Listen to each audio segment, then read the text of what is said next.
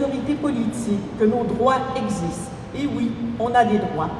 Et que les luttes des générations qui nous ont précédés, nos luttes et les luttes des générations à venir en sont des garanties essentielles.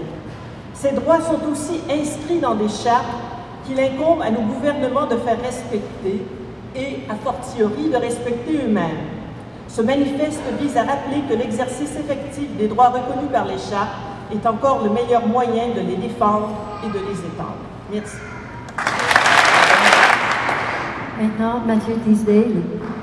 Alors, bonjour. C'est dans un tel contexte qu'a circulé notre manifeste, ce manifeste. Ce manifeste a circulé à travers le monde, recueillant à ce jour, à ce moment précis, 1955 signatures. Les appuis ont été de l'ordre international et je vais vous énumérer les pays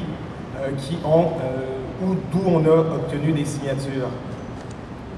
Afrique du Sud, Algérie, Allemagne, Argentine, Australie, Belgique, 62 signataires, Brésil, Bénin, Canada hors Québec, 174 signatures, Chili, 19 signatures, Côte d'Ivoire, Espagne, 13 signatures, France, 228 signatures, Grèce, 15 signatures, Haïti, Hongrie, Inde, Irlande, Italie, Japon, Liban, Luxembourg, Mexique, Norvège, Pologne, Porto Rico, Québec, 1162 signatures. Royaume-Uni, 23. Suisse, 12. Turquie, 9 signatures. Émirats arabes unis, Équateur, États-Unis, 149 signatures. Et à ce jour, le manifeste recueille encore des signatures au Québec et à travers le monde. En quelques mots rapidement sur les raisons de ma présence à cette conférence de presse, peut-être aussi sur les raisons d'une solidarité internationale, je dirais même d'une nécessité internationale, d'une solidarité internationale. J'enseigne la philosophie en France et je représente également le syndicat Sud Éducation qui appartient à l'organisation syndicale solidaire en France. Comme vous avez pu le remarquer, comme l'ont dit les collègues, ce manifeste a suscité beaucoup d'intérêt, a amené énormément de signatures de syndicats et d'organisations et d'associations partout dans le monde. Pourquoi alors nous sentons-nous concernés ailleurs, à l'extérieur du Québec? Bien, je voudrais d'abord préciser que nous considérons que ce combat a une portée proprement universelle. Ce pourquoi se battent les étudiants et les étudiantes aujourd'hui, leurs professeurs qui les soutiennent et plus généralement tous les membres de la population qui les soutiennent, nous concernent tous à proprement parler. L'adoption de cette loi, la loi 12, le projet de loi 78, constitue à nos yeux une très grave remise en question des libertés fondamentales des citoyens et des citoyennes québécoises. Cela concerne la liberté de penser, la liberté d'expression, la liberté de manifester. Toutes ces libertés, pour nous, sont à présent remises en cause. Et dans une motion que nous avions adoptée lors de notre congrès en mai dernier, nous estimions la chose suivante, je cite, « Cette loi impose des limites drastiques au droit de manifester et entrave ainsi dangereusement la liberté d'expression des étudiants et de tous les citoyens québécois. Nul ne saurait dans le monde rester indifférent et à une telle remise en cause de la démocratie dans ses principes et fondements mêmes. » D'autre part, la seconde raison qui fait que nous nous sentons à l'étranger concernés réside dans le contenu même de cette réforme et de cette hausse des droits universitaires. Cette réforme contre laquelle lutte aujourd'hui, on tient à le préciser avec tant de courage, avec tant d'intelligence, les étudiants et les étudiantes, leurs professeurs,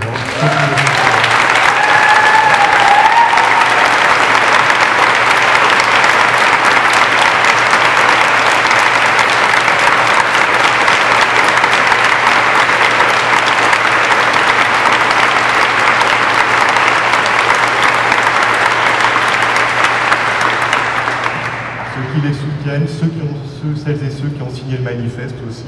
Cette réforme, donc, elle consiste à nos yeux en une remise en cause de l'accès égal à l'éducation et à la culture, pour toutes et tous. En effet, une telle remise en cause eh bien, n'est pas non plus seulement le fait, pourquoi nous sentons concernés, cette remise en cause n'est pas seulement le fait du gouvernement québécois. Une telle remise en cause, on assiste à cela à peu près partout dans le monde.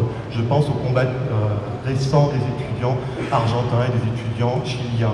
En France, nous avons subi une réforme récemment d'autonomie de la gestion budgétaire des universités en 2007, dite la loi LRU. Cette loi a ouvert, parmi d'autres réformes, a ouvert la voie à une hausse des frais de scolarité. Partout dans le monde, on assiste à un phénomène, à des processus similaires qui constituent, à proprement parler, une privatisation des systèmes scolaires, parfois même de la maternelle à l'université, une marchandisation de l'éducation, tout simplement. Aux Pays-Bas, par exemple, les bourses pour étudiants ont été remplacées par des prêts privés. Et quand on voit ce que cela donne, eh bien, ça restreint de fait l'accès de certaines et certains aux études. On pourrait encore parler d'autres pays qui sont dans des situations similaires. Je pense à l'Irlande, qui s'est vue, dont le budget consacré au financement des universités a diminué de près de 60%, ce qui va entraîner, selon les recteurs d'université, la fermeture pure et simple d'un certain nombre d'universités dans le pays. Donc ce processus, encore une fois, de casse d'un service public de l'éducation, cette limitation d'un accès de toutes et tous à l'éducation, eh bien, est le fait de politique globale, de politique internationale. Voilà pourquoi nous nous sentons concernés, voilà pourquoi aussi nous estimons que cette lutte, nous devons en être solidaires, et nous en sommes solidaires. Je finirai simplement en disant que, citant également notre motion, cette lutte, la lutte des étudiantes et des étudiants québécoises, se trouve littéralement à la pointe d'un combat international pour soutenir le financement public de l'éducation. Le syndicat Sud Éducation apporte ainsi son soutien plein et entier à la lutte des étudiantes québécoises contre la hausse des frais de scolarité, dénonce la loi spéciale 78 et s'associe de tout cœur à celles et ceux qui entendent réfléchir à la possibilité d'opposer la désobéissance civile à cette loi qui va à l'encontre des libertés fondamentales.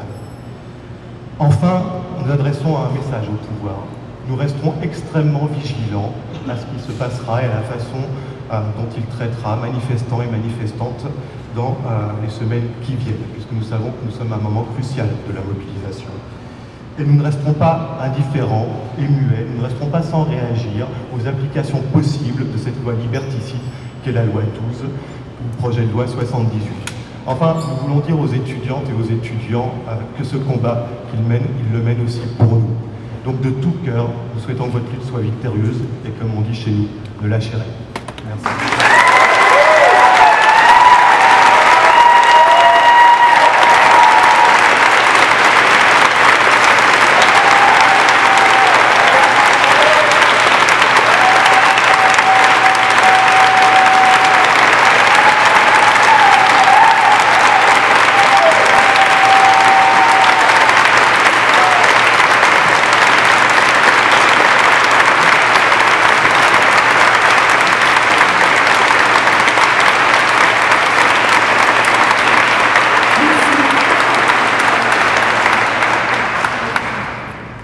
Alors, pour la lecture de notre manifeste, je donne la parole à Paul Dumais.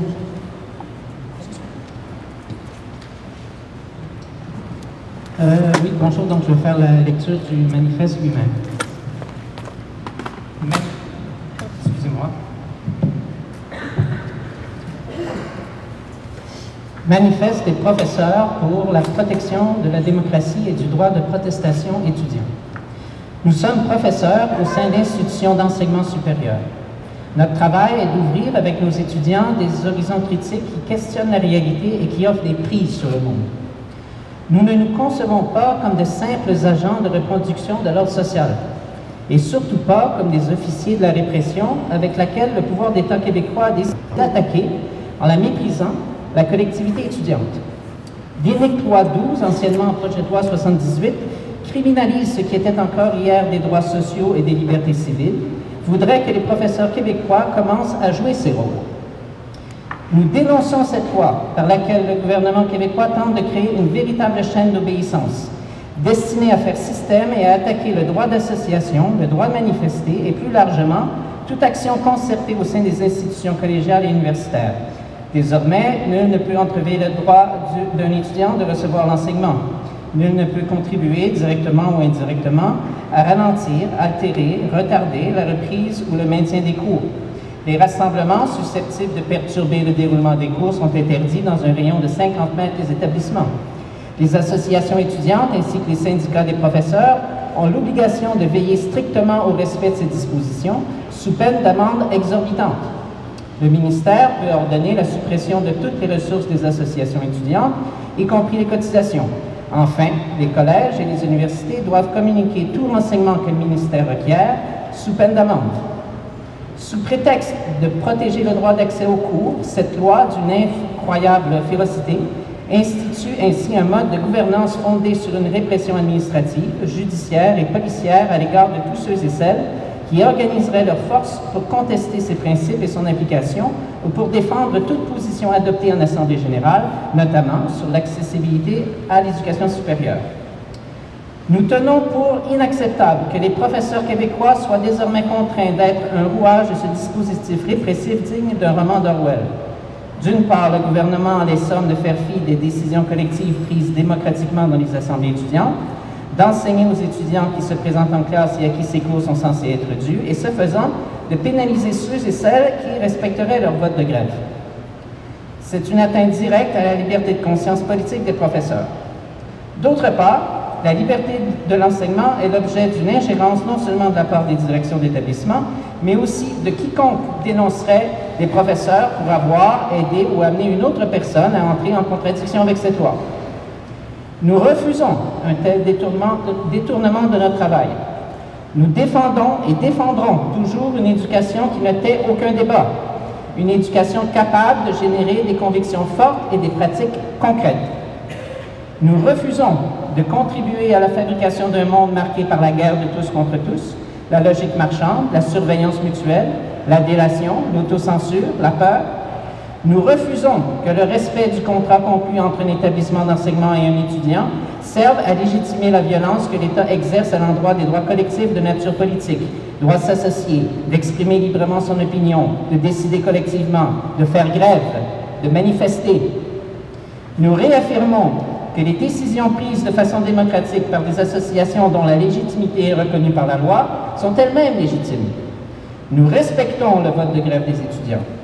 Nous reconnaissons leur droit de protester sur leur lieu d'enseignement et d'interrompre les activités qui s'y donnent, seul moyen pour elles et eux d'avoir un pouvoir de négociation. Nous ne saurions enseigner à l'encontre de ces principes.